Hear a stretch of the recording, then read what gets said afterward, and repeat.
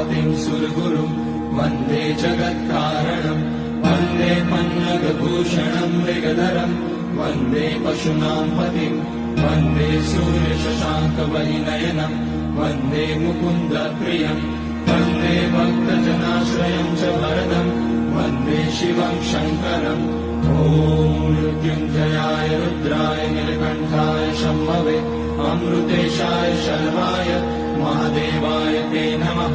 नमस्तेऽस्तु भगवन् विश्वेश्वराय महादेवाय त्र्यम्बकाय त्रिपुरान्तकाय त्रिकाग्निकालाय कालाग्निरुद्राय नीलकण्ठाय मृत्युञ्जयाय सर्वेश्वराय सदाशिवाय श्रीमान् महादेवाय नमः।